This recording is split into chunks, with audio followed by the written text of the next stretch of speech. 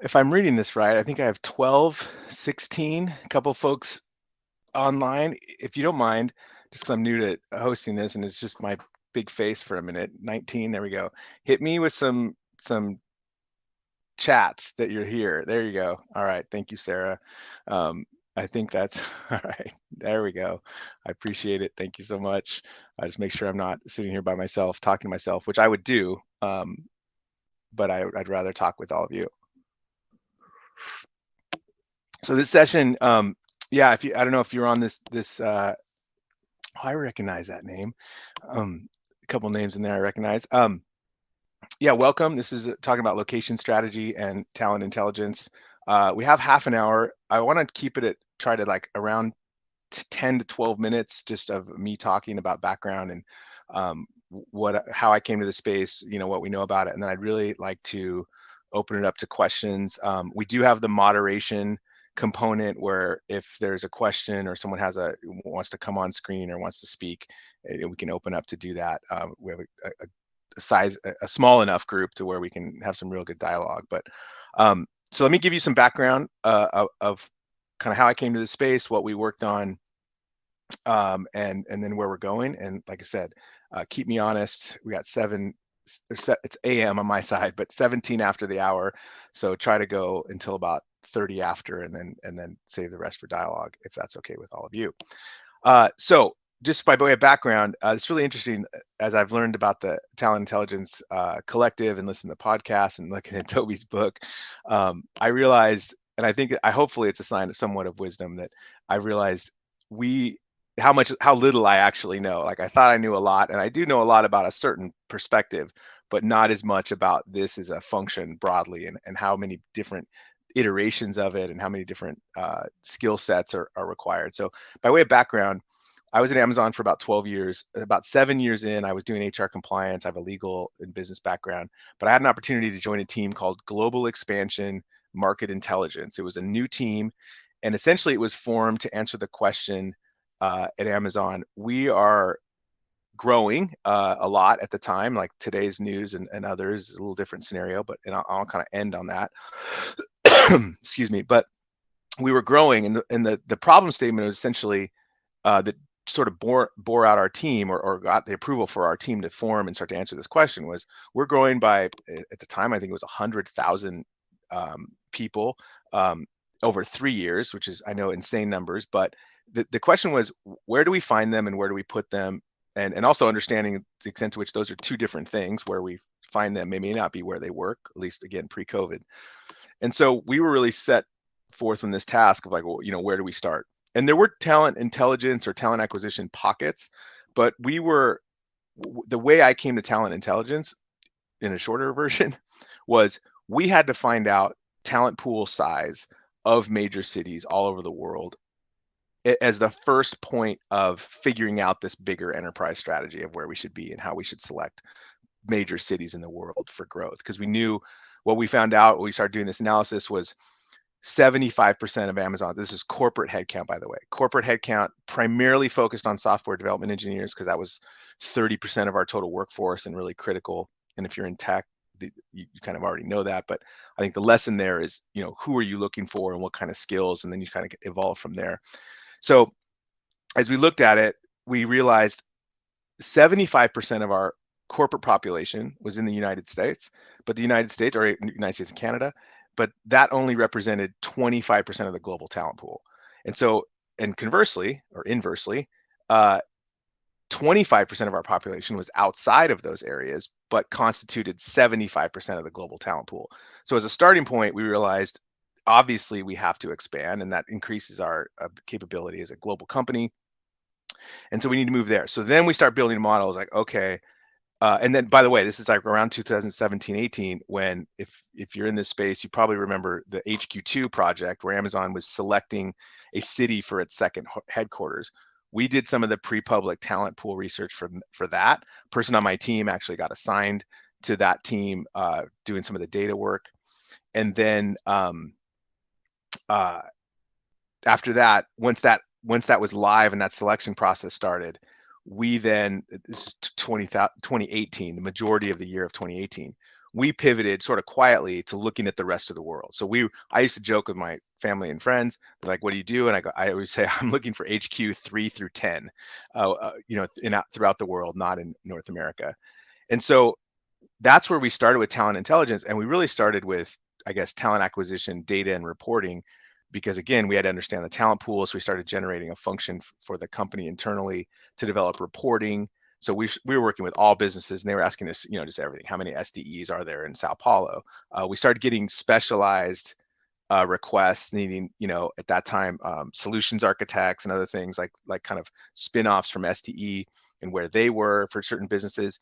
And then that continued to evolve into what I would call hybridized specialized tech. So, and this is all public now, but like Project Kuiper, which is the low Earth orbit satellite broadband project that Amazon is running to basically give the world internet. We were working with talent acquisition teams, and they were asking us, can you help me find a person who's an SDE who also knows satellite technology, who also knows broadband? And so we were like, sure, there's probably like 8 people in the world who know all those things. Kidding, but that was the kind of searches we were getting into, really deep.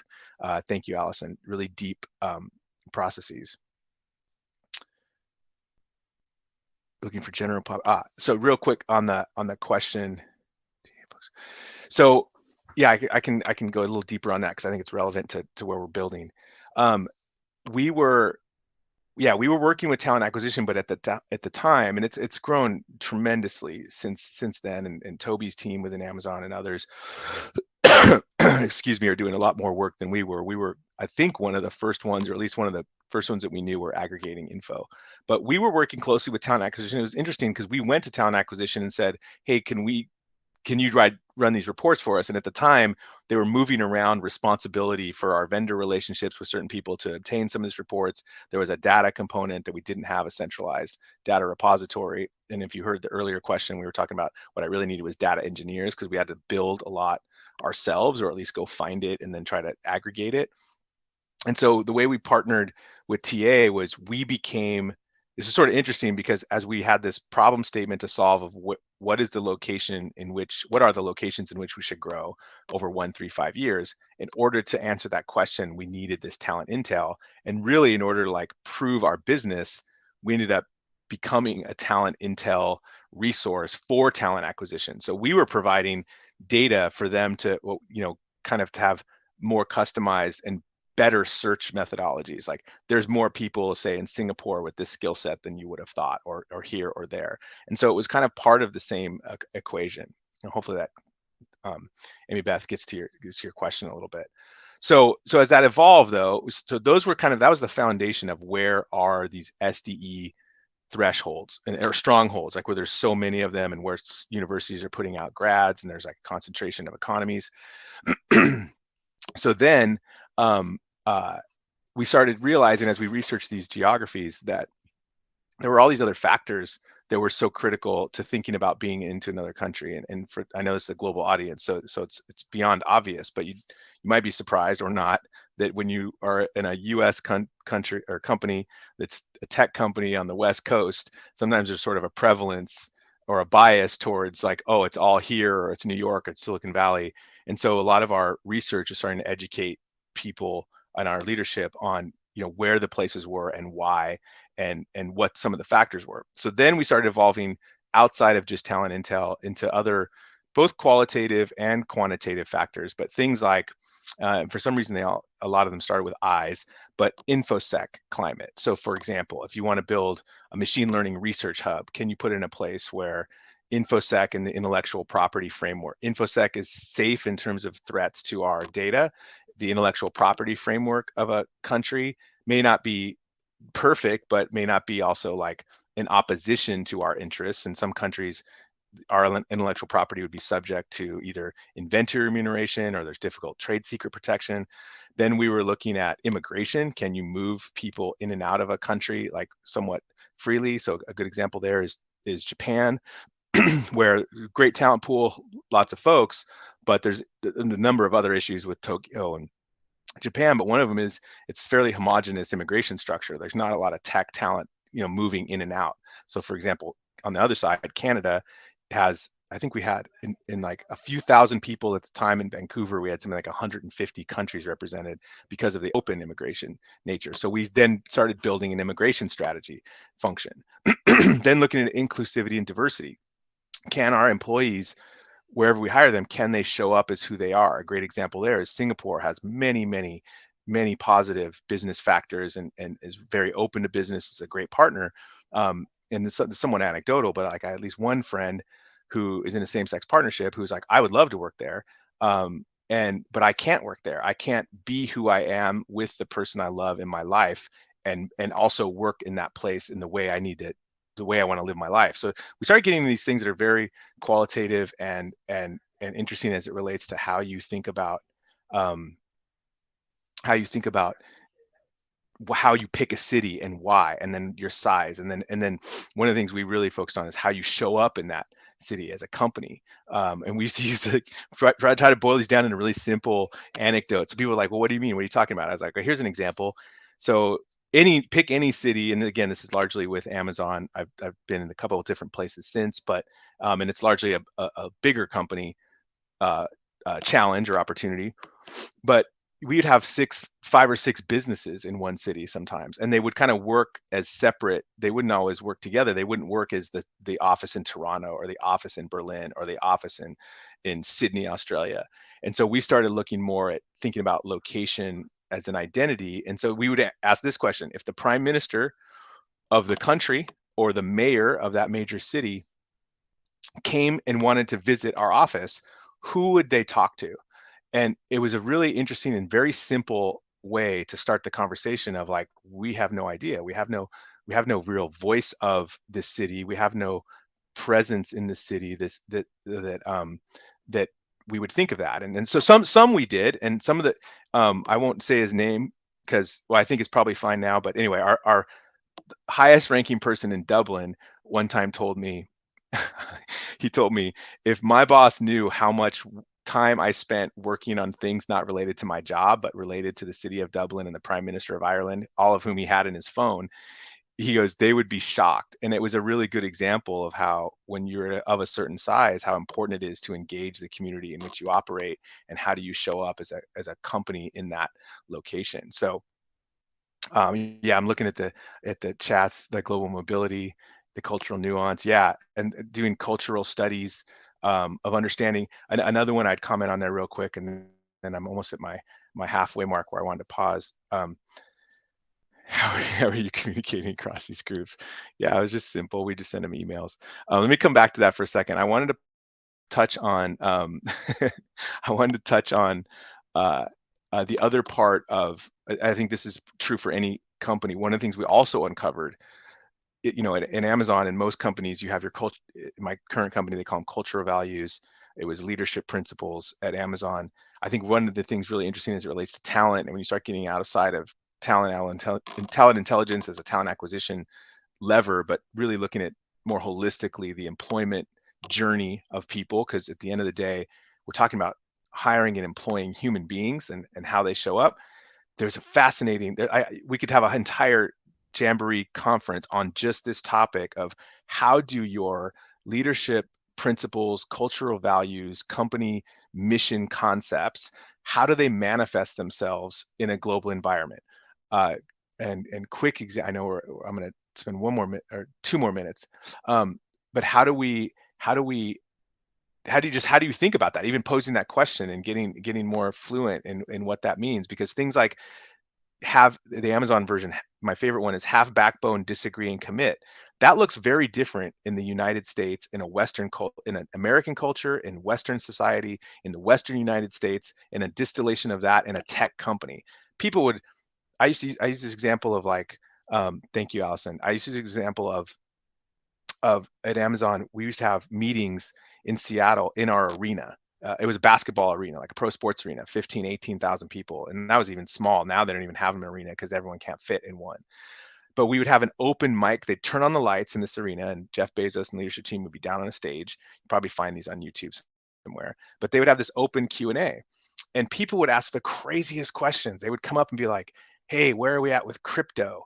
And hey, we have open policy for dogs in the office. Why can't I bring my cat? I mean, like in front of 18,000 people and truly expect an answer. That concept, that leadership principle manifests itself so differently in, say, Asian cultures or in Japan. And so it's just so interesting to be thinking about that as how we show up in these cities as it relates to location. Let me give me 2 minutes and then we'll go to questions on kind of where we ended up and then my brief thoughts on post COVID, and then we can go whichever way you want for questions. But so all of this was predicated on we're going to have an inorganic growth and show up and build buildings and have people come to work in big cities. So we had been thinking about future of work and that people probably aren't going to work like that forever. We issued this paper in late 2018. 14 months later, COVID hits and we accelerate. Everyone has to accelerate their thinking on how do you think about how do you recruit people, where do they work, how do they come to the office, all different iterations of future work. And my brief comment is that I thought about, even though I wasn't squarely in location strategy work anymore, I thought about it a lot.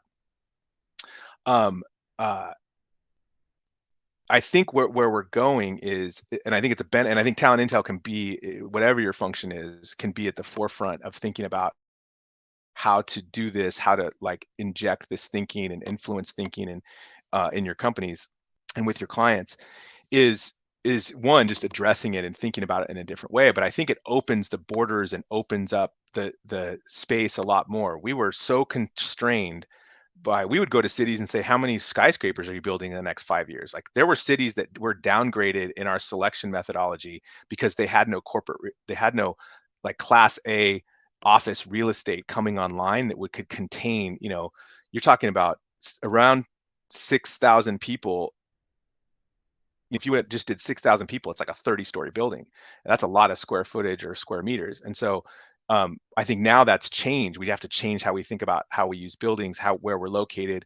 If you're going to have hubs and have people travel in, you can spread out. And I think that gives you access into deeper talent pools. And now you can have you can find really specific and great talent in other locations and have them sort of tangential or connected to a site where you don't have to relocate people and deal with, immigration in different ways. So that also could be its own hour conversation, but that gets us up to kind of now and how do we think about location. It remains a passion of mine. I don't do it as much in my new role. I just started a couple of weeks ago, but I don't know, maybe they'll see this and I'll get to have some more fun with it. So I want to pause there and go to the Q&A, see what questions we had. I think we answered Amy Beth's one a bit ago. Allison's question, how often do you think a company should optimize its location? Yeah, that's a really interesting. Let me look at Amy Beth's other question. Let me answer the optimize its location. I think obviously it's very not personal, but very specific question to each company in terms of how their presence is set up. I think location optimization should be whatever your facilities group. So you'd be working with that finance group and thinking about, usually it's facilities is nested in finance, and finance also has, kind of the headcount oversight. So, I think it's partnering with those groups and making sure it's a reciprocal relationship. They're often getting more detail in their forecast. So like in my past experience, people would just say, oh, they'd have a really detailed forecast stratified by every city in the United States. And then they would say Europe, or they'd say South America, or then they'd say Germany. And we're like, well, Germany is not, this is getting fluent in international geography. Like Germany's not a city. We're in 3 different cities there. And so you need to like get a finer, so you're partnering with them to get finer detail on their forecast. That's really the answer. Is like optimization should be a function of how granular you can get and then where you're thinking you want to go, and then pressure testing where you think you should go with whether or not that's a good place. And like I said, I could go off on all these questions for hours because I love the space. Let me go to the next one. Amy Beth, talent pool size and variable location. Are you looking in general or specific to roles and domains? How do you partner? Oh wait, that was the first question. Sorry, they're going the opposite order. Back to Amy Beth. Cities or regions you have observed non-local hiring managers struggling the most. Why do you think they struggled? Oh man, that also a really good question. We found a lot. I think this again goes back to fluency and asking questions and really just obsessing. Customer obsession is Amazon thing. A lot of those terms still like linger in my mind, but almost obsessive about thinking about your customers and clients, and I like also if you were on the group meeting just before this, what Kim said about thinking about your customers is, you know, that was another function of how quote unquote successful a site was. We started evolving into, okay, we're in now, I think they're in 150, 175 cities, Amazon is. And so like if you know science or measurement theory at all, you know not all those cities are equal. And then you know that some are probably performing more strongly on how they hire, how they develop, how they maintain, just general location health and what that might mean than others. And so I think where you had, to your question though, it depends. There wasn't any one place that was better or worse, because the better or worse had very much, if not completely, reliant on how much support it had, how much leadership had. So we had early days, we had a lot of people who go, oh, like, well, Amsterdam's this or Berlin's this, and we're just not finding very much support. And we're like, oh, cool. Do you have recruiting there? And they're like, no, all the recruiting's out of London. And so it's like, I grew up in the US and I'm Western, but I love geography. But I know that, just because you're in London and over the water, it doesn't mean you know everything about all of Europe. So like assuming that recruiting success or failure was the same when you didn't have localized support or didn't have deep understanding, I think that goes back to like you have to look at cities and regions in a more holistic way and understand how your presence is there. And then also with leadership, when you got about local hiring managers, we also saw that sites kind of rose and fell depending on the presence of leadership. Sometimes they just did one small thing. They didn't have a lot of autonomy. And so it made it hard. So like the more so what or specific question is, what does that mean to a person who's going to be hired in, say, a small sub office? So let's say Sevilla, Spain, right? We're in Barcelona, we're in Madrid, but you're going to go to Seville. Like, what's that person, do they have to move to grow in their career? Do they have to, and again, post COVID, this changed a little bit, but I think how you support and how you think about the structure of a location and which businesses are there is truly it has an effect on how that hiring goes in that regard. All right, Toby's question. I love how holistically, not just talents play. Yeah, what do you think core extra elements should think about tax breaks, IP law? Yeah, I think again, it's company specific. If you're in, you're in cybersecurity, like you should be. I think you need to examine what your company's about. What are the things that are important to it? What the function of that office is. That was another thing at Amazon and even my company now. Like offices in different locations do different things. Some are a customer success side and it's a call center. Others are research hubs and development centers, or there might be dev centers, there might be research hubs, the extent to which those can be different.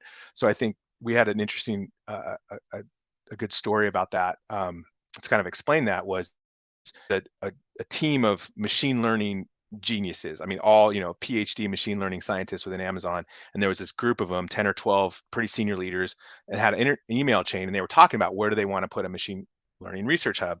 And one of them, who was from Germany, he was in Berlin, which was actually one of them that was pretty strong.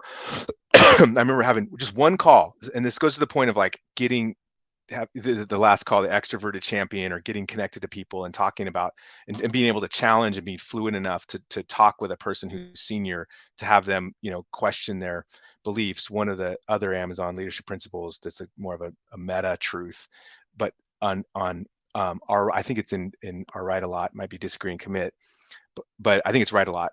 But there's a component in there that says willing to disconfirm your beliefs. Part of being right is willing to question yourself to prove if you're right, not just doubling down on because you think it or you used to know it, but it's really being open to having that reviewed. So anyway, in this conversation, he said, well, we're thinking about China, we're thinking about this place. And I was like, have you looked at the intellectual property and info security climate and framework of China if you want to put research of things that are very cutting edge for a company? And he's like, no. And I was like, well, and then I had already obtained information from our IP group that ranked these countries in terms of risk and said, well, here's something you should think about. One call, and it changed how we thought about, a certain region. So I think, sorry, Toby, to your question, the extra elements should be business specific, things you think about.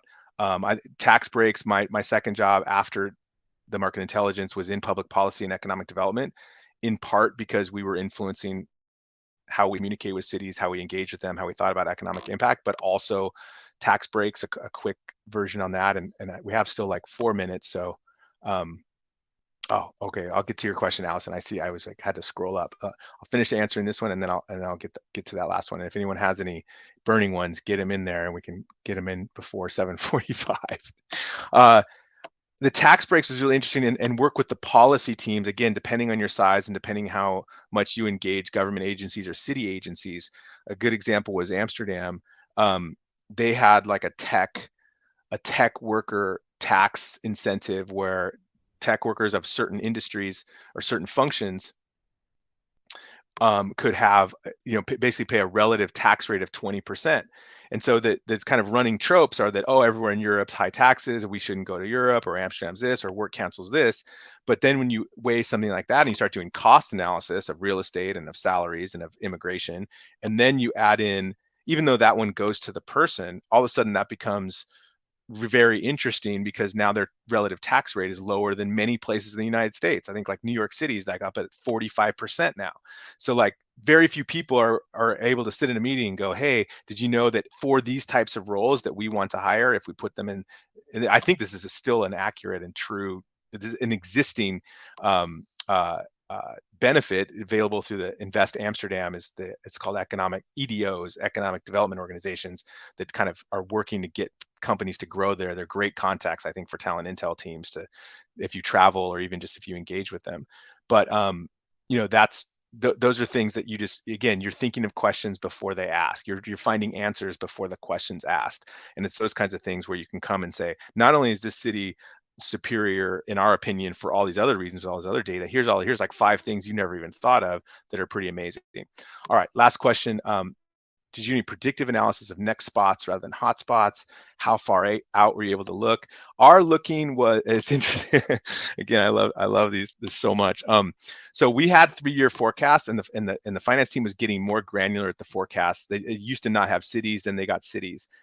Then first they didn't have time, so then they got it out 3 years. Okay, great. Then we were like, we need cities. Then they got to cities. Then we were like, we need the types of jobs you need in those cities, and those were like some of the most important. When you had finance helping HR or talent acquisition understand not only how many you needed and when you needed them, but where you needed them and what type of workers you needed. Now you were starting getting like actionable data from your business partners that you can use. So we were getting that. So we started looking at 3 years was kind of the existing, I think, kind of typical forecast. What we did, because I had some awesome mathematicians and scientists folks, and I was willing to take a risk on this, is I then extrapolated those numbers out with like some pluses and minuses, because some of our growth patterns for periods of time were just absurd, and like we're like probably not going to make those, which yesterday's news and today's sort of proves that out. But we had high and low parameters, but we took that same math and just extrapolated it out to 10 years. So we were like, what do we look like in these, what does London look like in 2025, 2029 if we keep going? And it's pretty disturbing when you start getting really big and understanding what you're doing. So that was one in terms of predictive analysis. The other one, it's a great place, 1 minute 60-second end. I got asked a question once that was like, we were looking at all the regular places. We had a huge presence in North America, a huge presence in India. We had a pretty established presence in all the known cities in APAC and EMEA. And I remember very distinctly someone asked me like, where are we not looking? And I had this side project of, I looked at the whole world and I go, where are I thinking? And it generated a project that essentially the short answer is sub-Saharan Africa is one of the last places on earth that was sort of ratified by some very senior leaders within Amazon. We created a working group, and so there's a bunch of papers about Amazon in Africa, and then there's a whole bunch of, again, that could be another hour conversation by itself, but by 2050, one in 4 people in the world will be in sub-Saharan Africa. By 2100, 1 in 3 people will be in sub-Saharan Africa. Lagos as a city is forecasted to be at 80 million people as a city, and so it was just thinking about a lot of things about how do you engage? Do they even want us there? I think there's a very important inclusive and diversity aspect of thinking about how do Western countries show up in Africa, given our history, and given their potential. And so what I'll end with is the number one tenet in that paper was we seek to give more than we get, and it caused quite a bit of dialogue, but that's how we predicted out to future hotspots that were really sort of still untapped. So we're at time. Feel free to reach out on me to LinkedIn or wherever. I love talking about this stuff, and hopefully it was helpful and instructive. Thank you for the questions, and thanks for the chance to talk at you. All right, take care.